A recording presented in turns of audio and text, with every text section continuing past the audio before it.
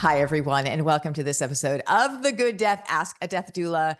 We have a wonderful guest today, and I'm going to tell you a little bit about her. And when I tell you her bio, you're going to know the beautiful area of care that we're going into today. This is Krista Montague. She is a CDP, ATBC, and is the founder of Dementia Success Path. For many years, she has managed and worked hands-on de-escalating and engaging thousands of people with dementia as an activity therapist in a Geri psychiatric hospital that exclusively helps patients with challenging behaviors. She has also taught communication skills and activities and gotten results/wins, I love this, with challenging dementia behaviors for thousands of caregivers in the series Caregiver Wins. Welcome, Krista. Thank you. Thank you for having me. Thank you for being here. From all my past experience, over 2 decades as a nurse in hospice care, doula givers, dementia patients and their families is one of the hardest areas of care. And I know that I am telling you what you already know, but your success path and your teachings are wonderful. I really, really enjoy them. So let's just start with, how did you find yourself called to work with dementia patients? Yeah. So, kind of like the bio was talking about, I started off working in Geri Psych. So, granted, not 100% of the patients were folks diagnosed with dementia, but like 80, 90% of them were.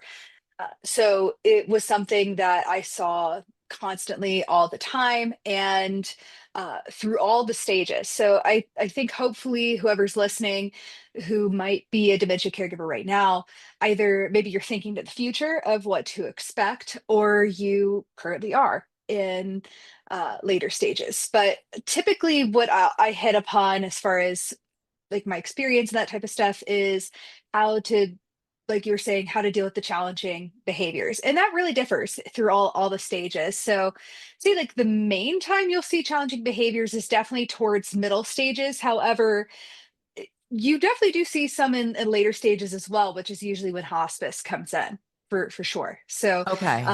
that's how I got into work with folks with dementia. Is I joined as an activity therapist in Geri Psych. All right. How many stages are there to dementia typically? Yeah, it really just depends on so when we were talking about stages, typically you're referring to Alzheimer's. So if you're just like, oh, my loved one or my client has Lewy body, or they have frontotemporal, or they have vascular, uh the stages don't fit quite as neatly with those. Mhm. However, according to the World Health Organization, 60 to 80% of all people who Mhm. have dementia have Alzheimer's. So usually when we're talking about stages, that's what we're referring to. Mhm. So fear not if your person does not meld into this absolutely perfect. That's probably why they don't. So when we say stages, it's referring to like a diagnostic model. So the most common one is the global deterioration scale, which is stages 1 through 7. Uh, which I think is a little silly because like the first three stages are basically no one knows but the person with dementia themselves. So it might as well be stages like 3 through 7, where other people can actually see what's happening here. And I would say in your line of work, I'm sure you're exclusively seeing stage 7, which is later in stage Yeah. dementia. Yeah. And I often have to remind people that by the time the caregiver and the family member comes to us as doula givers at the end of life, they may have and very likely have been through, even a decade of 24/7 care. So they're exhausted, the compassion. I mean, just all that they go through, the overwhelm. Can you clearly define, if possible, the difference between dementia and Alzheimer's, as you have pointed out? Yeah. Yeah, it's so funny. I'm actually editing a video on that exact topic today. But Oh, so yeah, so essentially dementia is a category of diseases that talks about cognitive decline. So essentially you're losing all the abilities that your brain does over time. So when a lot of people think of Alzheimer's and dementia in general, they think of memory loss or being forgetful, but it's, I'm sure, as you know, so much more than that. Like you're essentially watching your brain slowly lose abilities over time for everything. So it's not uncommon for folks. That's why the challenging behaviors take people so off guard, because it's a lot of emotional dysregulation. It's a lot of impulsiveness, Mhm. refusals, not wanting to deal with hygiene, and eventually in the later stages, not being able to care for themselves at all. Like the best way I would really describe what it looks like to people, and again, adults and children are very different. However, it from what it appears to be on the outside looking in, it looks like you're watching the childhood stages go in reverse. So eventually, when they're really late stages, it's almost like you have an adult, Mhm. like an infant trapped in an adult's body, as far as like Yeah. their physical needs and things like that. Like that's a very accurate description of what it looks like. I really love that description because I think it just brings in so much compassion and into this space. And when I'm thinking of people that are aphasic, that are not talking anymore and they can't do anything for themselves, you think of that newborn, right? That again is that same space. And I think having compassion for the whole situation, having grace for yourself as a caregiver. And, when we know that somebody in our family or community, they are, challenged with this disease process with someone they love, I feel like we've got to really start stepping up as community members. And even just, it's not even a little thing that you can do, dropping off a meal or coming in for a cup of tea or saying, can I give you just 2 hours to go ahead and put your face in the sun in the backyard and, sit with your loved one, can mean the world to them. So I do want to ask you this because this is such an interesting thing to me. Why such prevalence of dementia happening? We're hearing about it, we're seeing it, the overwhelm. What do you think has happened with these numbers just escalating and increasing? Yeah. Well, I think it depends on what country you're talking about. I mean, obviously, we're based in the United States. So in Yeah, our we'll just go country's, with that. yeah. Yeah, so for our country's history, we had a baby boom in the 1950s after World War II. So if we're breaking this down purely by demographic numbers, it genuinely, I say this completely seriously. I'm terrified for what's about to happen in Yeah, the me too. next 4 years, and for sure the next like 10 to 13 years. That makes two of Because us. if you look at the number, so I've worked in all different areas of the senior space. So Jerry Psych is just where I started and where my heart's at. But Mhm. I've worked in senior living, I've worked in home health, I've worked in all kinds of different spaces in the senior world. So in senior living, your average age that someone comes in is 83 years old for all levels of senior living, Mhm. like independent living all the way to nursing care and Mhm. hospice and all that type of stuff. So your average baby boomer is going to like the oldest cohort of them is going to turn 83 in the next 4 years. Mhm. Y'all, we're Yeah. about to be hit with So a I think we want to, tsunami. yeah, let's stop here and really have people take this in because, when I started nursing over 2 decades ago, I was immediately like, we have an elder care crisis. Wait a minute, wait a minute, wait a minute. There's all these people coming in. They're alone in rooms. Nobody's able to care for them. What are we doing here? And we're not set up for it at all. So I am No, with you on that. And we've got to get creative in the ways I feel like, again, that we help aging well. And then also, there's a lot of people that don't have family. There's a significant amount of those baby boomers who didn't, I think it's 18% or so, that didn't have children. And it's usually an adult child that cares for an aging parent. Not always, by the way, and there's no judgment there.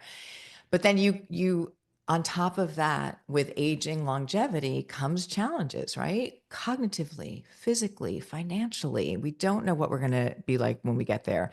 So that's one, and that's a very concrete statistic that's very sobering. Do you think, and this is again maybe out of your scope, but I just from a nurse and a nutrition background, which I love, do you feel like any environmental factors play a role in dementia? oh, absolutely. Mhm. Yeah, the latest research and the research I really, or the resource I really love to refer back to is a book called The Alzheimer's Solution. It's written Mhm. by two neurologists who have extensively studied this and worked with patients in this in Loma Linda. So it's a great resource for Alzheimer's prevention.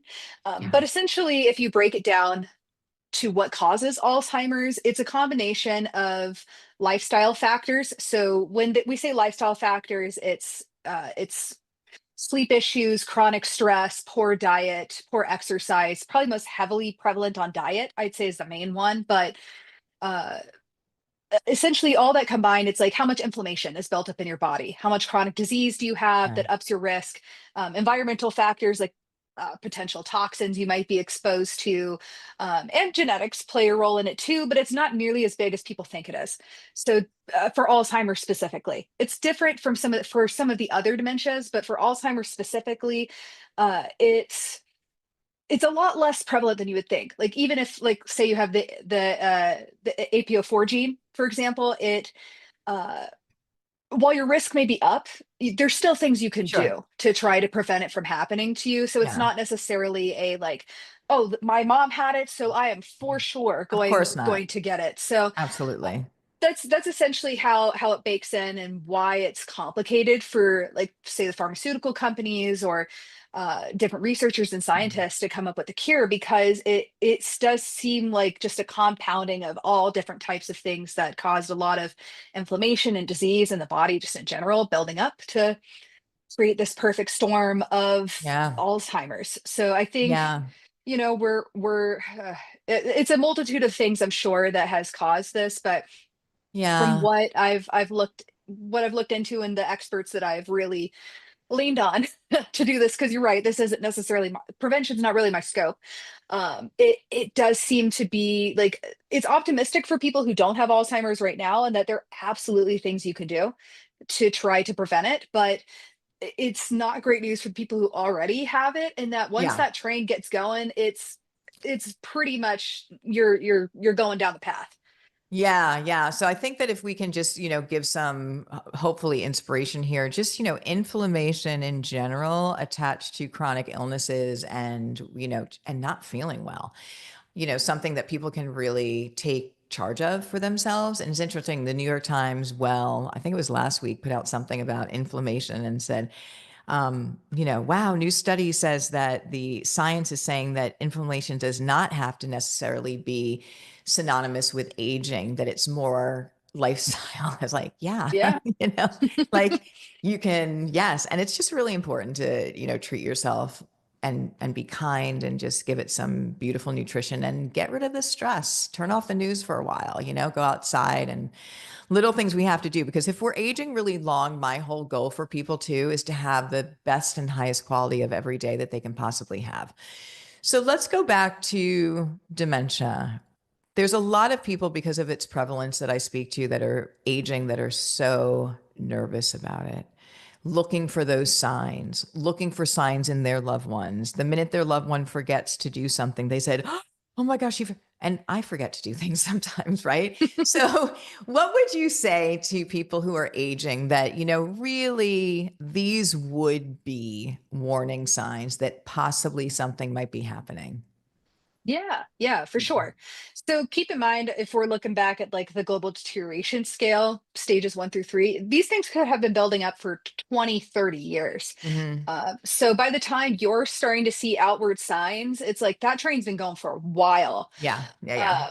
So things that I think are the most common are if you notice your like your spouse or your family member, your loved one is making really uncharacteristically like impulsive, uh not wise decisions like with money, or they're just messing up on really complex tasks, maybe they're missing the bill, like they're not paying bills anymore, or they're messing up at their job, or things of that nature, like things that just feel very odd and off Mm-hmm. for them. I'd say that's one thing. One sign that doesn't get talked about enough. I'd say another is I know people get nervous about like, oh my gosh, I forgot where I put my keys. I'd say like how the way in which you forget your keys matters more than the actual forgetting of the keys. So for example, like if you just like forgot you left your keys on your desk when you usually put it in like the bowl towards the door, like that's pretty normal.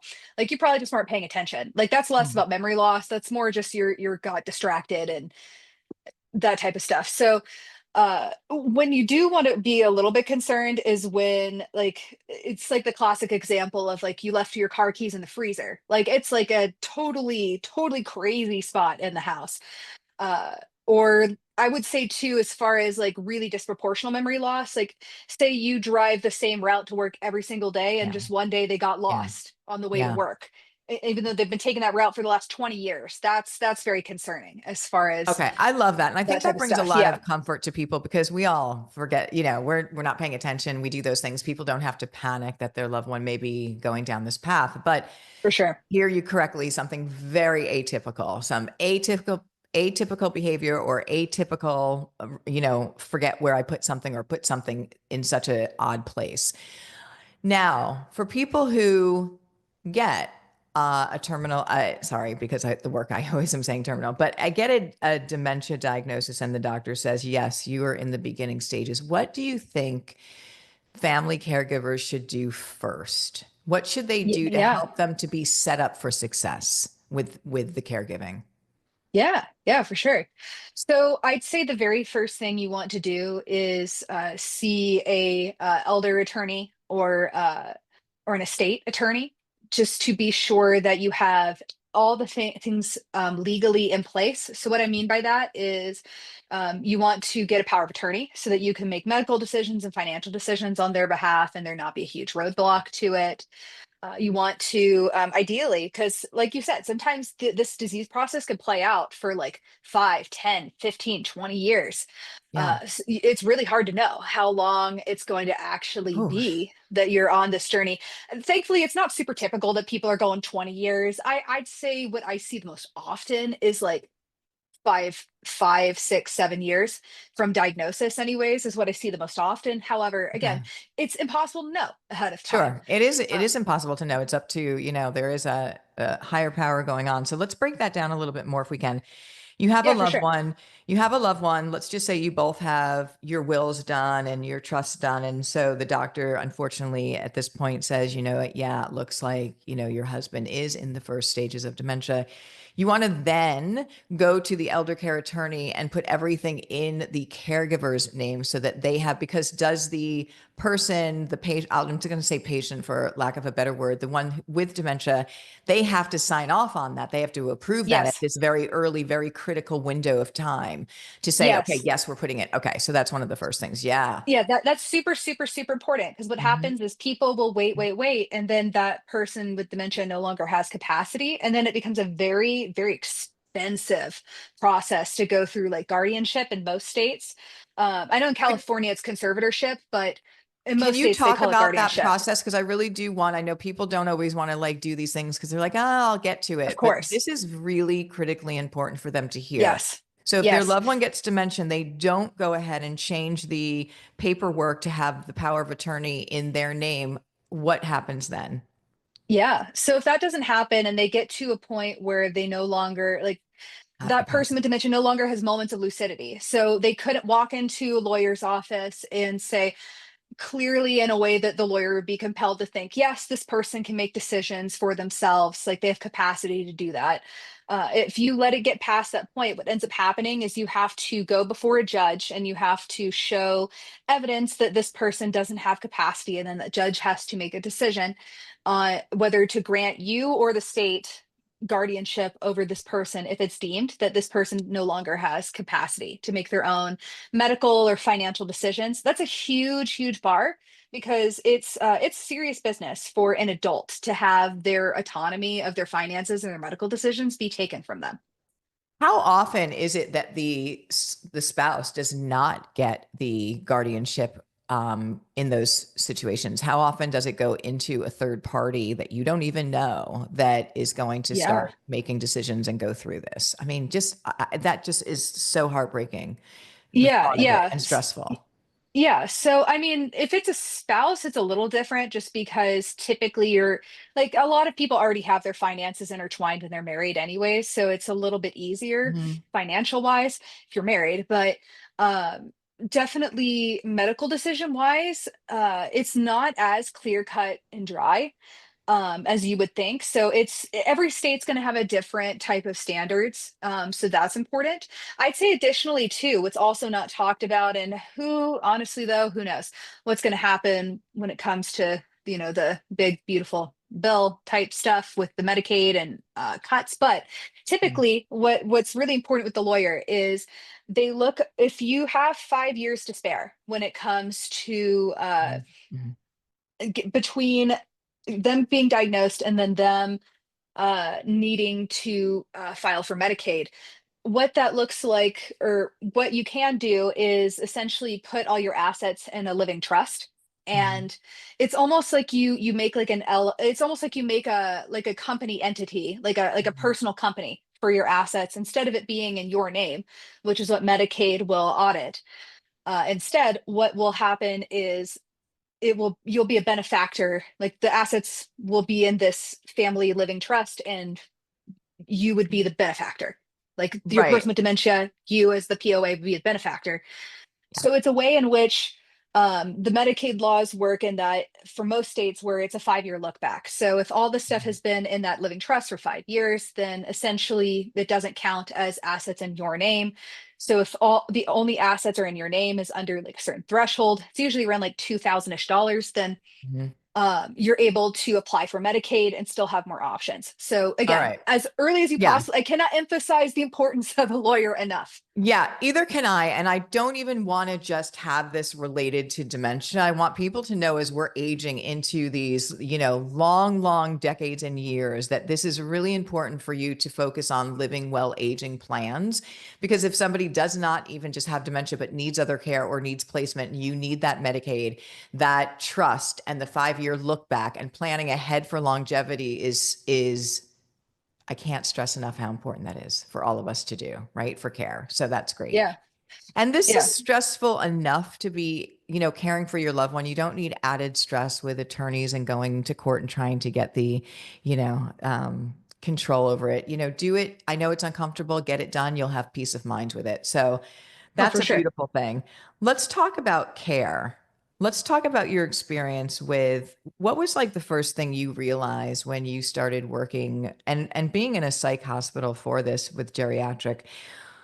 Why do you think they're put in the psychiatric hospitals? Is it a psych? I mean, I guess it is because it's a neurological, but I know that's a pretty heavy place and a heavy label. What Yeah. awareness, what ahas did you have in that space? Oh, for sure. Yeah. So I would say you're at your typical person that was placed in Jerry Psych.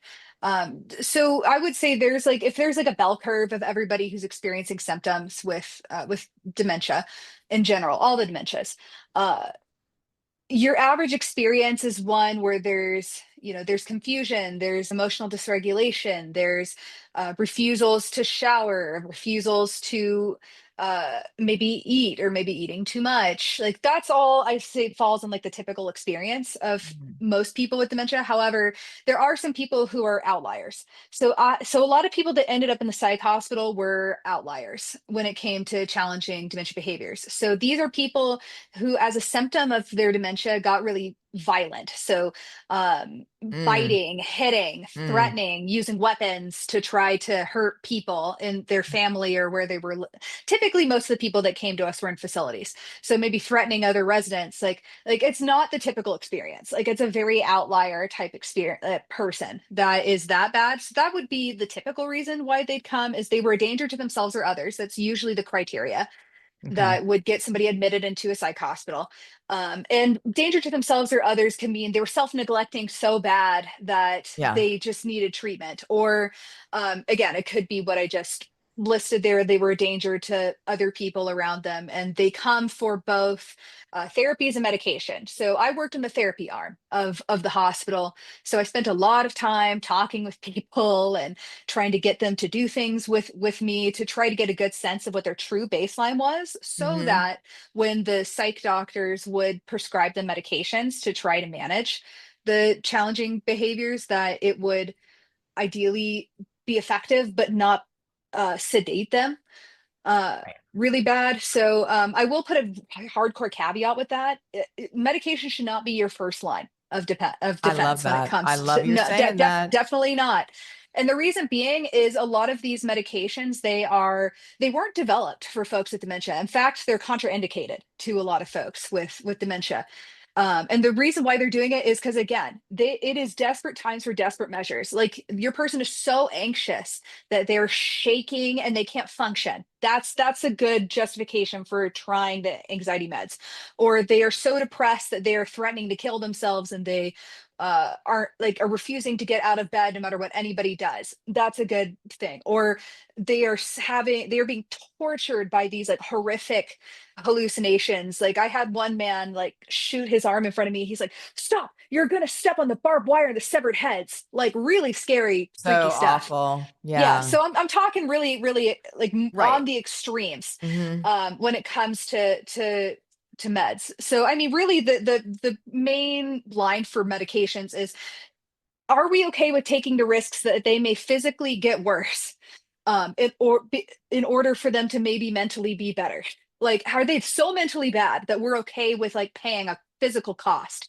So it's I guess long story short about why that is and why these medications can't be developed specifically for folks with dementia is the dementia is changing their brain chemistry so rapidly that it's Hmm. impossible for doctors and scientists to do a study, a trial for these folks in order to create these behavioral medications specifically Interesting. for them. So that's why it's not that simple to be like, and even if you do find a medication that works for them, oftentimes the dementia will progress them and the medication will no longer work. So again, that's why medication is not a first line of defense. Your first line of defense when it comes to managing challenging behaviors like them constantly asking to go home, them refusing to Mhm. shower, them refusing to eat, that type of stuff is really learning the language of Okay. dementia, which is very different. Let's, I love that. So I am a medication last nurse because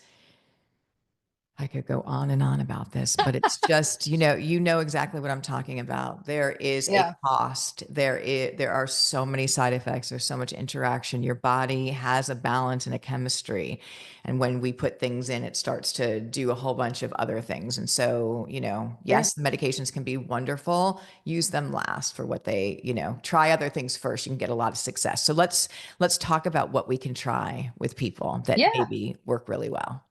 Yeah, absolutely. So I'd say the main thing, like if there's probably one overarching theme of how you can tackle challenging behaviors in general with dementia is you want to get curious about their experience. I think as caregivers, of course, we're busy, we're overwhelmed. We are doing so much more than just like hanging out with a forgetful person. We are essentially taking over an adult person's life, which is very different than being a parent of a child.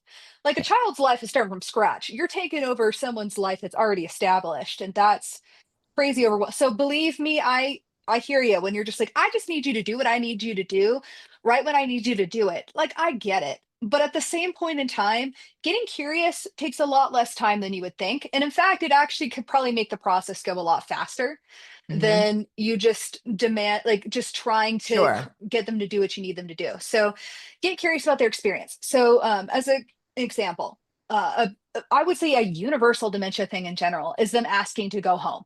Yes. And a lot of people will say like, well, you are home, like we moved here. And it's like, no, no, no. Home for them is like an emotional, like it's them Mhm. describing a feeling. Like when they say I want to go home, it's them saying I feel uncomfortable here.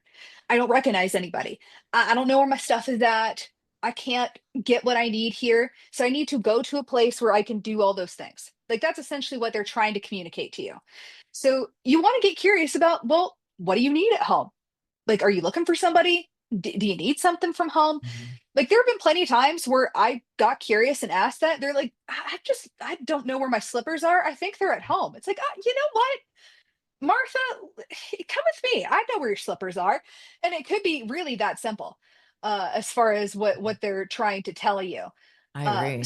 So truly it's really getting curious, and it gets Yeah. complicated as the disease goes on because a big hallmark of all the dementias, it happens at different spots depending on the dementia, but what's a hallmark for all the dementias is that eventually everybody loses language. Everybody. So at some point they have less and less words. So ultimately what's there is you getting curious maybe looks like getting them calmed down, and then maybe starting with their physical needs first. So I'll just like hand them a water bottle. I'll hand them a snack. I'll lead them to the bathroom. Like I'll just start going down the list of like physical needs they could be having at that point. And if that's Mhm. still there, a lot of it's just sitting there and just, you know, nodding and just trying to be there for them while they're going through whatever they're going through, but they can't communicate that to you. It's very similar to what you do with like a toddler that has very little Yeah. language. I love that. So, take a deep breath first, take a deep breath, and then get Yeah. curious, see if they can communicate, but also look for those essential needs that they may have to go to the bathroom. They may have, try those. I think that's lovely. This phenomenon of sundowning, what is Hmm. happening there? Have they Yeah. pointed why that happens? Yeah, yeah, it's a great question. So there isn't like a definitive answer why everybody sundowns, but there's several like hypotheses out there. So I'd say the main one is dementia is just messing with people's circadian rhythm, and it's just messing with their like sense of time and space. So what I've noticed, like most of my people would tend to sundown like right after lunch would be like Oh, the main really? thing. Yeah, yeah, like Okay. probably around like 2, 3 o'clock in the afternoon. I'd say was like Okay. the main time I'd see most people sundown. Granted, Yeah. when I think of sundowning, it's kind of like saying their brain is really tired. That's really essentially what you're Got it. saying when you're Got saying it. someone's sundowning. It's like the same way it's like, oh, someone's like cranky and like tired. That Like makes a that's lot of essentially what that you're makes a saying. lot of sense. Like that's essentially what you're saying. So sundowning Yeah. isn't like its own disease. Like it's just like a descriptor of what you're seeing with someone with dementia. Their tank Yeah. is out of gas. And whatever There you time go. that That's happens a for them, this is what starts to exactly. manifest. I love that. I love that. Exactly. Okay, Exactly. that's That's a a really great way good. that's a great way to describe it. That's exactly what's happening. So that can Yeah. happen for all sorts of different reasons. Maybe Yeah. they slept crappy the night before. Right. Maybe, they just are, they have that like mid-afternoon drop. And Yeah. I'd say for a lot of people, for most of our lives, we're, picking up kids from school at around that afternoon time. We're coming Mhm. home from work. Like we feel like we should be doing something. So you see a lot of like Yeah. anxious, like agitated energy going on. So, uh, Yeah. what's cool about sundowning is it's probably the most preventable challenging behavior. So what's there is like most people tend to sundown roughly around the same time every day. So okay, I just need to channel that nervous energy into something productive. Like I've even heard people straight up say like I just don't know what I should do right now. Like I don't know what I'm supposed to be doing, which is Really. fair. Like that's what Yeah. happens is they Yeah. can no longer have like kind of the same way like I have a 19-month-old kid right now. So my 19-month-old has no idea how to structure her day at all. It's very similar for folks with dementia. Like they have all Yeah. these memories of all these things they could be doing and they feel very anxious that they don't know how to do the things. Yeah. That So, makes a lot of yeah. sense. Okay. Yeah. All right. So give So them if something you to do. Channel that. Yeah. yeah, yeah. So if like for example, like and like to have them do something physical and outside if at all possible because I Yeah. think the sunlight that's another hypothesis as well is that their body's just having a hard time regulating that and sometimes the sun can really help direct their body almost saying like, "Oh, it's still daytime. We should still be doing stuff through the day." Like it kind of helps direct like what part of the day they're in. Hmm. Helps with that confusion, but like I'll have them like water plants with me. I'll have Hmm. them like prep a meal with me.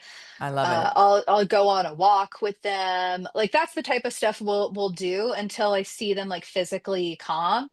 And then I'll be like, okay, I think now that they're calm, that's a good time to transition. Like it's not a Yeah. great time to transition someone with dementia to something else that you're doing when they're just like, oh, like really, really pent up and Exactly. just freaked Yeah. out. It's Yeah. like, right. Try and de escalate, like you say. And then I think that going outside can't be talked about enough just for so many positive things. I mean, just hearing Oh, the yeah. birds and just I know they prescribe it in other countries actually as therapy, like for people. Okay, nature walks. And I mean, it's really wonderful. All right. Another question for our listeners is, and this one is such a heartbreaking one, when people are leaving their houses, if you have somebody, what is an easy or some kind of tool you can help with a caregiver if they have somebody who is getting out the door and doing that constantly? What can we do to help prevent that? Yeah. Yeah. So, I mean, ultimately, what's there is it is uh, if you are on the fence of like, should I place my loved one in long-term care? That's a clear sign that you probably should, especially if it's not possible for you to outfit your house to keep them safe. But if you can outfit your house, then having cameras, having locks, disguising doors. When I say disguising doors, I mean like some people put curtains in front of Mhm. doorways or posters just to disguise it so it's not quite as Yeah. easy for them to figure out how to get out. But yeah, mostly locks, cameras, I would think of it kind of like how you baby proof your house for your Hmm. toddler. It's pretty much the same thing where you're dementia proofing your house for your person with dementia so that they stay safe. And the point of that is so they stay independent for longer. So you make it, it's a waste of time to try to convince them or reason with them all the Hmm. ways that they could hurt themselves. It's a lot easier to just set them up for success. You put the things out that you can trust them to do independently, or you just set things up so they can do a task either independently or with minimal help, and they can live as independently as possible that way.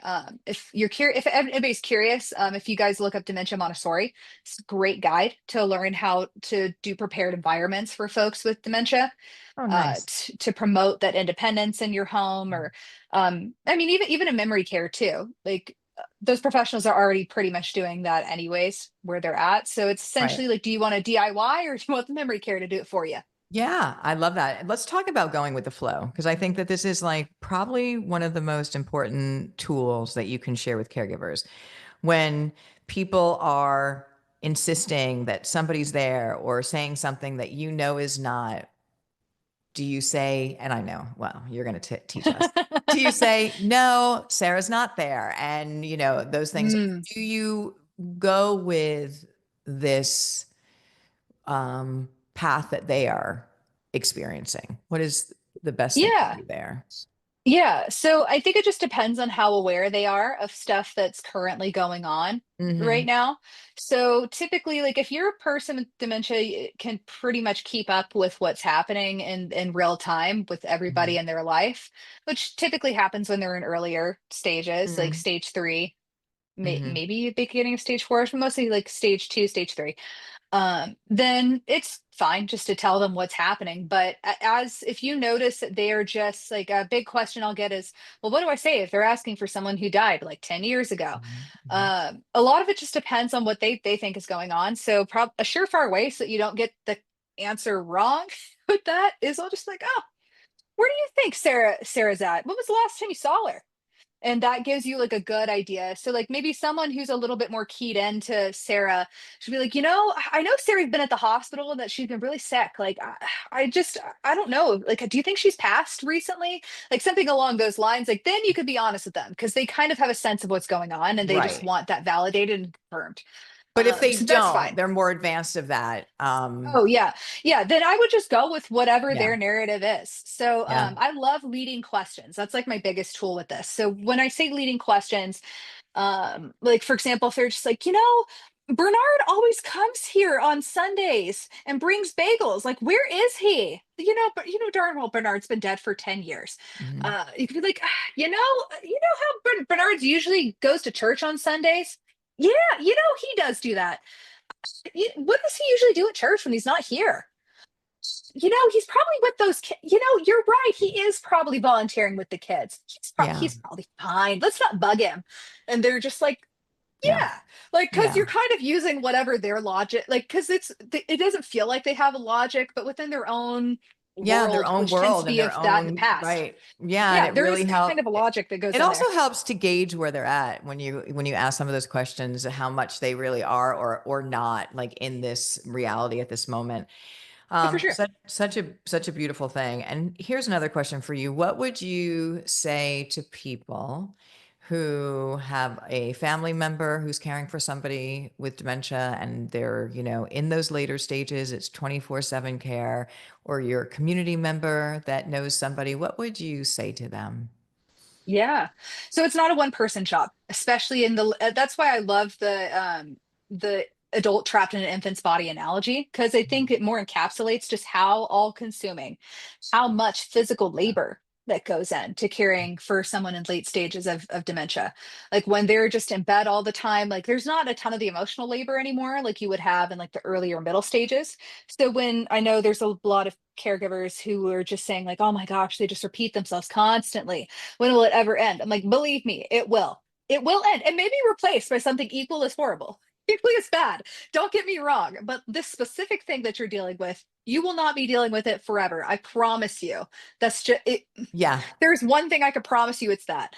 Um, so I mean, yeah, when they're in the later stages, it's a lot of like maybe crying out, like ah, or help, help, like that type of stuff, because they've lost almost all language. But yeah, as a person, like as a family member, I would say if you're committed, so there isn't a right or wrong when it comes to figuring out care for your person with dementia.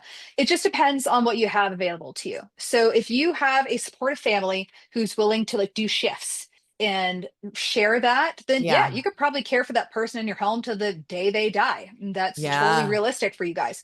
With However, support. Hmm. yeah, but however, if you were 100% by yourself, that may not be realistic. Like if you are 85 and your spouse is like 89 and they are bedridden and they need to be like lifted, like it just physically may not be possible. Like it just may not be Yeah. in the cards for you. Yeah. So again, that's why we harken back to the lawyer. The very beginning is we've Yeah. already thought through our finances. We've already thought through Yeah. how I'll be qualified for Medicaid so I can keep my house and we'll still pay for the care, all that type of stuff. We've already like the time to think about that stuff is as early as humanly possible, Yeah. to think about how you're going to pay for that type of stuff or what kind of Right. support. Um, it's a lot better on the front end, but let's just say you didn't do any of that stuff. Then I Mm. think what's there is, if you can't afford it, then getting home health. And oftentimes too, if your person with dementia qualifies for Medicaid, then Medicaid waivers will offer some home health waivers, or you place them in long-term care. So that looks like Mhm. either a nursing home or it looks like memory care, depending on what Mhm. physical needs they have. So just because they're in late stage dementia doesn't mean they can't be in memory care. But oftentimes, like if the physical needs are really intense, like it would require like a nurse to do some of their Mhm. physical care, then memory care doesn't work out for them anymore. Yeah, and just, really emphasizing it's not a one-person job. It's not No. a one-person job. So if you know somebody, if you can pitch in, if you can get a support, we have a support system scheduler that's great that helps people. I'll bring in meals. I'll do 2 hours of respite care. I'll do an overnight to give that break to that caregiver that they so deserve. And I know people are good and they want to help. Sometimes they just don't know how. So this is really just at front of the mind to say, how can I pitch in with my cousin who's taking this on.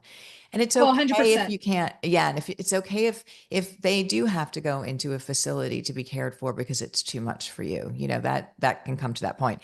I want to tell you something interesting at the end of life with dementia patients. There comes a point, and I think you probably can share that this may happen during the journey as well, where there may be this window of absolute clarity. I had a woman caring for her mother. She was bedbound. She could not speak. And this woman could not have been more than 5 feet tall. And she cared for her mother. Her mother was 99 years old.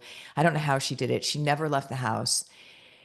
And this woman broke down crying because she was trying to change her and it was too much. And her mother took her hand, put it on her head and said, "Don't cry, Lisa." And she hadn't spoken in like years. And it's just, Wow. yeah, yeah. So people are in there, and again, we just want the best plan for caring for them and helping caregivers to care in a balanced, healthy way because it is the most intense care I've ever seen. So the work that you're doing, Krista, could not be more timely and more important. How can people follow up with you and find out how they can get your resources? Yeah, yeah. So if you go to dementiasuccesspath.com, we have a bunch of free resources for caregivers. So whether that be Pop It In for Caregiver Wins, which is a live I do roughly every other month, I would say. That's a really good thing if you like live. If you like more printables, we have cheat sheet bundles Mm. for challenging behaviors and that type of stuff. So yeah, we offer a little bit of something for everybody. And if you learn best through videos, then definitely following my socials. I'm on YouTube, Instagram, and Facebook at Dementia Success Path as well. I do a lot of skit type stuff. I find that people tend to learn better through example versus me just like, some people, hey, obviously some people learn from podcasts, but there's definitely a lot of people who learn from like visually seeing examples. So that's what a lot of my videos do. Yeah, and they're really good. So I love them, and I think you're doing such a service for people. So again, it's dementiasuccesspath.com. We're going to put all your links below. So everyone just go to the show notes. You can find her everywhere, and it's really great. We just want caregivers to know you are not alone. Get the help that you need, be in part of community, and we're in this thing together. So Krista, thank you so much for being on the podcast. Oh, thanks for having me. All right. Okay, everyone. Well, thank you. This was another amazing, amazing conversation. The Good Death podcast, the virtual tour series. This was Krista. And again, her links are below, and we'll see you in the next episode. Thanks, everybody. There you have it, everyone. Another episode of the Good Death podcast and the Good Death virtual book tour, being in conversations with so many wonderful people, so many wonderful topics. This is how we change the world, getting back to community, taking care of community. A positive end of life is possible for every single person with the right education, kindness, and support. And the Good Death book and the Good Death Book Club experience, 12-month death and dying course that is free, is how we do that. So please join our book club experience. Share this with your platforms, with other people, have your own book club. This is how we get together with education that is a human right. A good end of life is a human right. It should not be a privilege. And we are giving that free education and supportive community to be able to do that. I love you so very much. And thank you for being part of the Good Death podcast. We'll see you in the book club.